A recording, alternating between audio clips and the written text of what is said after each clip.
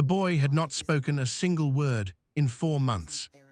Not to his teachers, not to his grandmother, not to the 3 child therapists his mother had flown in from New York, London, and Geneva, each one sitting across from him in that massive living room with their notepads and their gentle voices and their complete and total inability to reach him.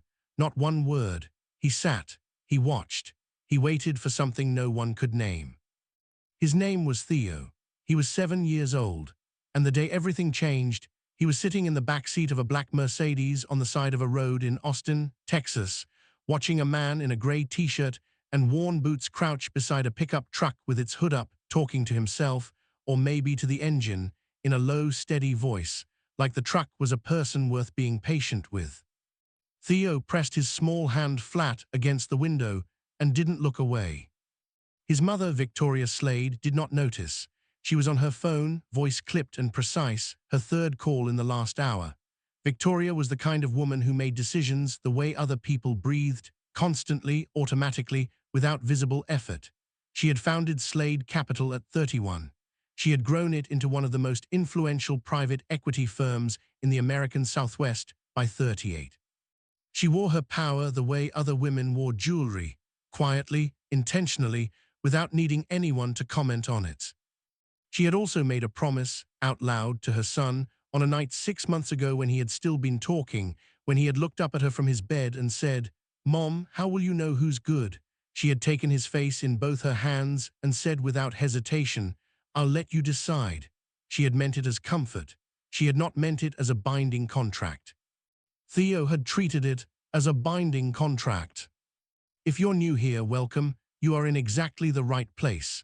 DadVerse Stories is where fathers get the credit they deserve. Subscribe right now, hit that notification bell, and stay with me, because this story is going to do something to you by the end. The Mercedes had stopped because of a nail in the rear left tire, flat, sudden, discovered 2 miles from Victoria's estate. Her driver, Marcus, was already on his phone to roadside assistance when Theo silently unclicked his seatbelt, opened the door, and stepped out onto the shoulder before anyone could stop him. "Theo," Victoria was out of the car in 3 seconds. "Theo, get back in." But Theo had already walked 15 feet down the shoulder toward the pickup truck, toward the man. His name was Daniel Cruz, 34 years old, single father to a 6-year-old girl named Rosie, and currently doing the very unglamorous work of diagnosing why his 2011 Ram 1500 had decided to overheat on the side of Route 71 on a Thursday afternoon. He had Rosie's school pickup in 40 minutes. He had $12 in his wallet. He had a coolant leak he was pretty sure he could fix if the universe would give him 20 uninterrupted minutes. He did not notice the child standing 4 feet behind him until the child's shadow fell across his work. Daniel looked up, a small boy, dark-haired, serious eyes, the kind of serious that didn't belong on a 7-year-old's face, the kind that came from carrying something heavy for a long time. He was just standing there, hands at his sides, watching Daniel work with an expression of complete, focused attention. "Hey, buddy," Daniel said. The boy said nothing. "You lost." "Nothing." Daniel looked past him at the black Mercedes on the shoulder.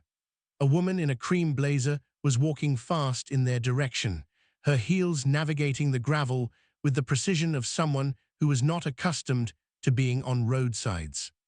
"Is that your mom?" Daniel asked. The boy looked back at his mother, then he looked back at Daniel. He gave one slow, deliberate nod. "Theo," Victoria arrived, slightly breathless, and put her hand on her son's shoulder. She looked at Daniel. "I'm so sorry," he just. "It's fine," Daniel said. He stood up, wiped his hands on a rag he pulled from his back pocket, and offered his hand. "Daniel Cruz, my truck picked a great time to have a bad day." Victoria looked at his hand. She shook it. "Victoria Slade." There was a pause, the kind that happened when 2 people registered that the other person was more than they'd expected. "Your tire's flat," Daniel said, nodding at the Mercedes. "I noticed," Victoria said. "You got a spare. Roadside assistance is coming." Daniel glanced at the tire, then checked his watch. "That'll be about 45 minutes, maybe an hour out here. I've got a jack and a socket set. I can have it done in 10 minutes if your spare's in the trunk." Victoria looked at him for a moment. She was a woman who spent her professional life reading people, motivations, angles, risk profiles. She looked at Daniel Cruz and she found nothing calculated. He was just a man on the side of a road offering to help, because that was apparently who he was. "All right," she said. What happened in the next 10 minutes was not dramatic. Daniel pulled the flat, mounted the spare, tightened the lugs in the right sequence, lowered the jack. He worked the way people work when they've done something 10,000 times, not fast to show off, just efficient because efficiency was his natural speed. He talked while he worked, not to Victoria but to Theo, who had planted himself 3 feet away and hadn't moved. "You know why you tighten lug nuts in a star pattern and not a circle?" Daniel said, not looking up. Theo stared at him. "Because if you go circle, one side gets tight first and the wheel warps. Star pattern means even pressure all the way around." He glanced up at Theo. "Your dad ever show you that?" The air changed. Victoria went very still. Theo looked at the ground. Then he looked back up at Daniel. He shook his head, one slow movement, left to right. "That's all right," Daniel said, and his voice didn't skip, didn't land wrong, didn't add any weight to the moment. He just kept working. "Now you know." Theo watched him finish. When Daniel lowered the car and pulled the jack free, Theo did something he had not done in 4 months. He took 2 steps forward and crouched down beside Daniel, close enough that their shoulders were almost touching, and he looked at the mounted spare tire with the same focused attention he'd given everything else. Victoria put her hand over her mouth. If that moment just gave you chills, you're in the right place. Leave a comment right now, just one word, tell me you're still watching. And like this video, if a single dad has ever shown up for you in a way you didn't expect. Daniel stood up, collected his tools, and carried them back to his truck. He checked his engine, the coolant had stopped leaking, the temperature gauge was back in range, good enough to get to Rosie's school. He closed the hood. When he turned around, the boy was standing at the hood of his truck. "Theo," Victoria said quietly from the shoulder. Theo did not move. He looked at Daniel, and then, for the first time in 4 months, he opened his mouth. "Will it make it?" he said. His voice was small and slightly rough from disuse, like a door opening on old hinges. Daniel stared at him. He didn't make a big deal of it. He didn't gasp or call attention to the fact that this child had just done something enormous. He just answered the question. "Yeah," he said, "it'll make it."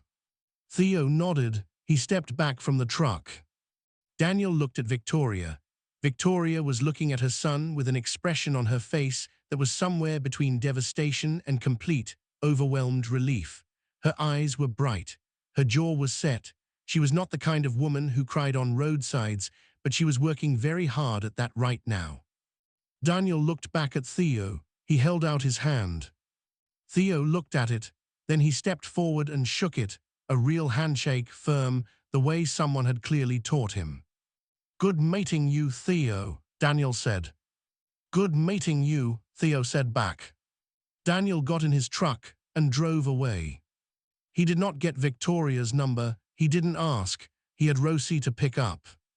Victoria stood on the shoulder of Route 71 for 30 seconds after the Ram 1500 disappeared around the bend. Then she looked down at her son. Theo was looking at the road where the truck had been. His small face was unreadable. "Theo," she said carefully, "what happened back there?" He thought about it for a long moment. Then he looked up at her and said, with the devastating directness that only a 7-year-old can manage, "He answered my question."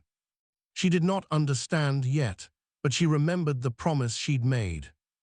Victoria Slade had not built a company by letting important things slip through her hands. She had Marcus run the plates before they reached the estate. By the following morning she had a name, a work address, and a business card pulled from the website of a small mobile repair operation called Cruz Automotive. One truck, one guy, done right. No logo, no professional photo, just a phone number and a street address in South Austin. She called the number, that afternoon. He picked up on the second ring, Cruz Automotive. "Mr. Cruz, this is Victoria Slade. You changed my tire yesterday." A pause. "Ms. Slade, is the spare giving you trouble?" "No," she said. "The spare is fine. I'm calling because my son spoke yesterday, for the first time in 4 months." Silence. "I don't know what you did," she said, "but whatever it was, I'd like to say thank you in person, if you're willing." He wasn't willing to take her money. That was the first problem. She'd offered to pay him for his time, generously, more than generously, and he'd said no in the polite, unmovable way of someone who had decided where his lines were and didn't move them for anyone. "You don't have to pay me to have a conversation," he'd said. "Just tell me what you need." What she needed, what she hadn't told anyone, hadn't said out loud in 6 months, was that she was afraid, not of running her company, not of managing money, not of any of the 1,000 things people assumed were hard about her life. She was afraid of the silence in her house.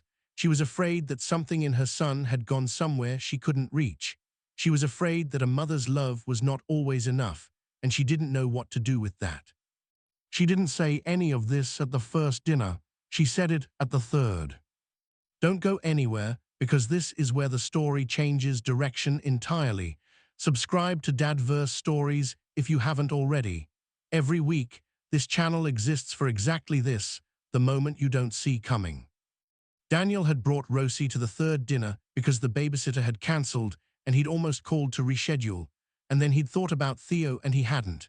Rosie was 6 and entirely without social hesitation, and she'd walked into Victoria's dining room and immediately told Theo his house was very big and also that she could burp the alphabet. Theo had looked at her with wide eyes and then, very quietly, had laughed. It was the first time Victoria had heard him laugh in over a year. She had excused herself from the table and stood in the kitchen for 2 full minutes with her hands pressed against the counter, holding herself together. Daniel found her there. "Hey," he said, "you all right?" She turned around. Her eyes were red. She was embarrassed and she didn't try to hide it, which surprised her. She was not accustomed to being seen. "I don't know what to do with him," she said. "I have all of this," she gestured, a short, frustrated movement that meant the house, the resources, the access, and I couldn't reach him. A stranger on a roadside reached him in 10 minutes. "I didn't reach him," Daniel said. He leaned against the doorframe, unhurried. "He reached me. He walked over. He asked a question. He decided for himself whether I was worth trusting." He paused. "You raised a kid who knows how to do that. That's not nothing." She looked at him for a long time. "You have a daughter," she said. "Rosie, yeah. And you do this alone." "I do." "How?" He thought about that honestly. "Badly, sometimes," he said, "but I show up every day, and I try to answer the questions they actually ask instead of the ones I wish they were asking." She was quiet, then she said, "Theo asked you if the truck would make it." "Yeah." "He wasn't asking about the truck." Daniel looked at her. "I know," he said. "I figured." She didn't say anything else for a moment. Neither did he. From the dining room came the sound of Rosie attempting to prove her claim about the alphabet and Theo's second laugh in 2 years. Slightly louder this time, less careful, more like something released. This is the part where I ask you to do one thing before the story ends. Share this video with someone who needs to hear that the right person doesn't always arrive the way you planned. And subscribe to DadVerse Stories because fathers like Daniel deserve to be seen. The promise Victoria had made to her son had been impulsive. She knew that. She also knew that Theo had understood it as the most serious thing she'd ever said to him, which made it the most serious thing she'd ever said, regardless of what she'd intended. 7 weeks after Route 71, she told Daniel about the promise. They were sitting in her courtyard. After the kids were in bed, Rosie in the guest room, Theo in his room down the hall, both of them asleep in the same house for the 4th time that month. A fact that had happened incrementally, naturally, without anyone planning it. "I told him I'd let him choose," she said. Daniel looked at her across the table. He looked like a man carefully deciding whether to say the careful thing or the honest thing. Victoria, he said, I drive a 2011 Ram with a coolant leak. I run a one-man mobile operation out of South Austin. I am not what people expect when they look at your life. No, she said, you're not. Is that a problem? She thought about Theo on the shoulder of the road. She thought about the laugh from the dining room. She thought about a man who had answered the real question without being asked the real question. Ask Theo, she said. He did. He asked him the next morning, not with ceremony, not with build-up. Rosie was eating cereal. Theo was sitting across from her, watching her pour an amount of sugar onto her bowl that was genuinely alarming. Daniel sat down beside Theo and said quietly, Hey, your mom told me about the promise she made you. I want you to know that whatever you decide, I'm not going anywhere. Rosie and I aren't going anywhere. That part doesn't change. Theo looked at him. 7 years old, serious eyes, the weight of something larger than himself in his small frame. I already decided, Theo said. Daniel waited. Theo looked down at the table. Then he slid his hand across it, small, deliberate, and put it on top of Daniel's. He didn't say anything. He didn't need to. From across the table, Rosie looked up from her catastrophically sugared cereal and said with complete authority, That means yes.